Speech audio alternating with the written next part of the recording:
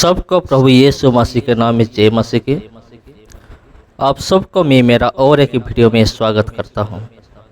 आज की वीडियो में हम डिस्कस करेंगे शैतान का 6 प्रकार की स्वरूप। इस 6 प्रकार के रूप के अलावा अगर आपको कोई दूसरा स्वरूप के बारे में पता है तो कमेंट सेक्शन में ज़रूर बताइए। तो फिर चलिए और ज़्यादा देर ना करते हुए आज की टॉपिक को हम शुरू करेंगे।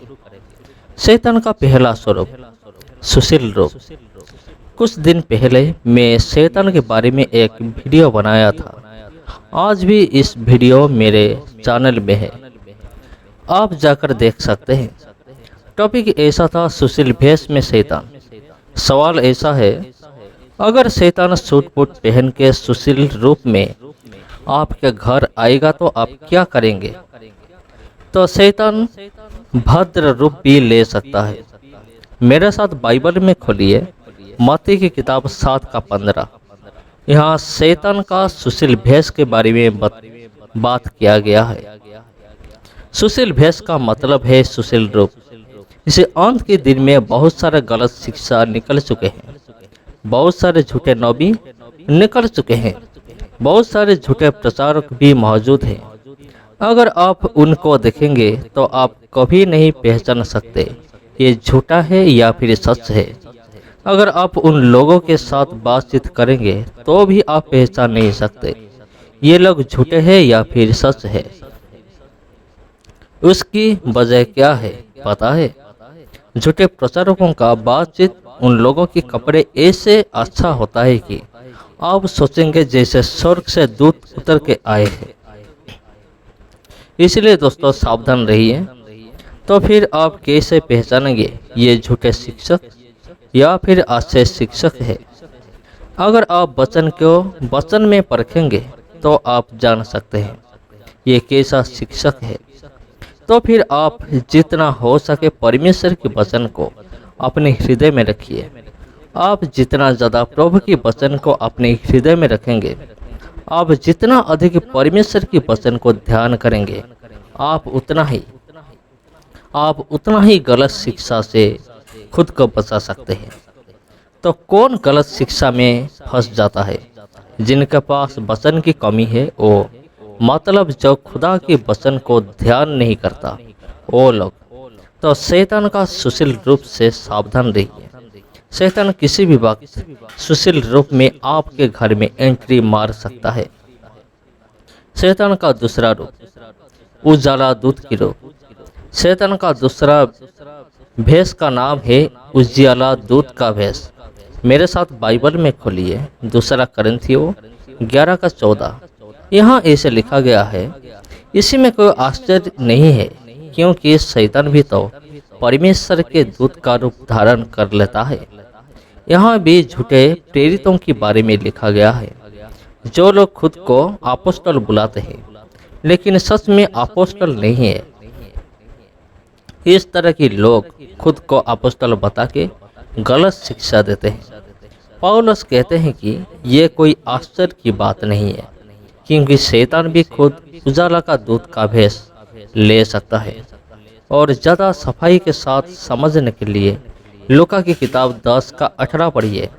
यहाँ ऐसे लिखा गया है, प्रभु यीशु मसीह खुद शैतान के बारे में कहते हैं, मैं शैतान को बिजली की तरह स्वर्ग से गिरते हुए देख रहा था। तो जो लोग सोच रहे हैं शैतान देखने में सुंदर नहीं है, लेकिन सच में शैतान सुंदर है। इसलिए शैतान को उजियाला का दूत के रूप में वर्णन किया गया है। इसकी वजह से जब शैतान ने हवा के पास आया, हवा थोड़ा सा भी ना डर के शैतान की प्रस्ताव को स्वीकार करती है। और शैतान का तीसरा रूप शेर का रूप। शैतान का तीसरा रूप है शेर का रूप। अगर आप जानना चाहते हैं तो बाइबल में मेरे साथ खोलिए 1 पीटर 5:8। यहाँ ऐसे लिखा गया है, अपने पर नियंत्रण रखो, सावधान रहो। तुम्हारा शत्रु शैतान एक गरजते सिंह के समान इधर उधर घूमते हुए इस तक में रहता है कि जो मिले उसे फाड़ खाए। तो पवित्र बाइबल में शैतान को एक शेर या फिर गरजने वाला शेर के रूप में वर्णन किया गया है। एक शेर कब गरजता है? एक शेर तब गरजता है जब उसी को भूख लगता है या फिर जब वो किसी को नाश करने के लिए तैयार होता है, उसी वक्त। इसी शेर वाला शैतान भी नाश करने के लिए गरजता है। तो ये किसी को नाश करता है? ये आत्मा को नाश करने के लिए गरजता है। जैसे हर एक आत्मा यीशु के विश्वास ना करके नरक जाएंगे, इसीलिए गरजता है। जैसे हर एक आत्मा नाश हो जाए, इसीलिए गरजता है। इसीलिए शैतान का और एक रूप है गरजने वाला शेर। शैतान का चौथा रूप सांप का रूप। शैतान का चौथा रूप है सांप का रूप। आप मेरे साथ बाइबल में खोलिए उत्पत्ति की किताब 3 का 1 से 6। यहाँ हवा के पास कौन आता है? यहाँ हवा के पास सांप आता है। यहाँ ऐसे लिखा गया है, पहला पद, यहोवा द्वारा बनाए गए सभी जानवरों में से सबसे अधिक चतुर सांप था। वह स्त्री को धोखा देना चाहता था। सांप ने कहा, हे स्त्री, क्या परमेश्वर ने सचमुच तुझसे कहा है कि तुम बाग में किसी पेड़ से फल ना खाना? और भी मेरे साथ बाइबल में खोलिए प्रकाशित पुस्तक 12 का 3। यहाँ ऐसे लिखा गया है, स्वर्ग में एक और संकेत प्रकट हुआ। मेरे सामने ही एक लाल रंग का विशालकाय अजगर खड़ा था। उसके 7 सिरों पर 7 मुकुट थे। और भी मेरे साथ देखिए प्रकाशित पुस्तक 13 का 4। तो ये भी शैतान का और एक स्वरूप है। तो शैतान इस सांप की भेष भी धारण कर सकता है। जब विश्वासी लोगों ने बाइबल का उत्पत्ति की किताब पढ़ते हैं तो कुछ विश्वासियों के मन में ये सवाल आता है, शैतान ने सांप की भेष क्यों धारण किया? अगर शैतान चाहता तो और भी दूसरा रूप लेकर हवा के पास आ सकता था।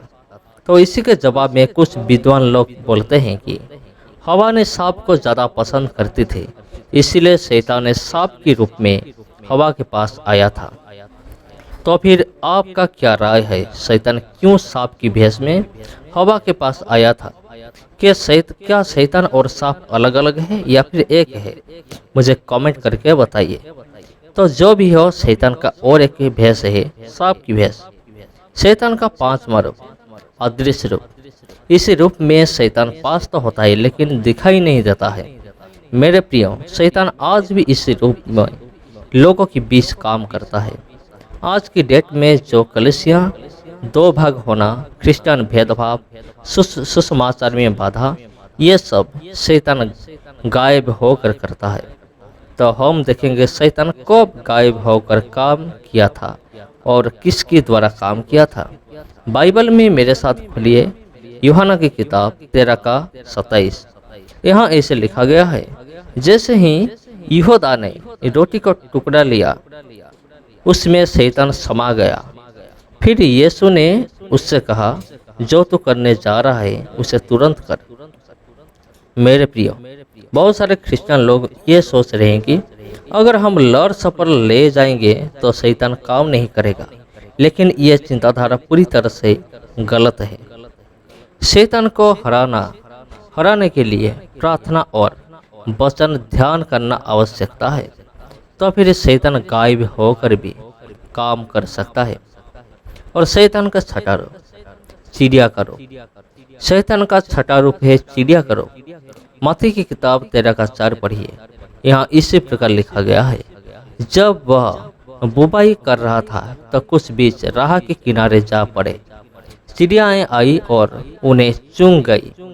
तो शैतान चिड़िया की तरह प्रभु के वचन को हृदय से गायब कर सकता है, इसीलिए सावधान रहिए। तो ये सारे चीज था शैतान का 6 प्रकार के स्वरूप। अगर आप और भी ज़्यादा स्वरूप के बारे में जानते हैं तो मुझे कमेंट करके ज़रूर बताइए। सबको मेरा दिल से नमस्कार। फिर मिलेंगे आप लोगों के साथ और एक वीडियो में। तब तक सबको जय मसीह की।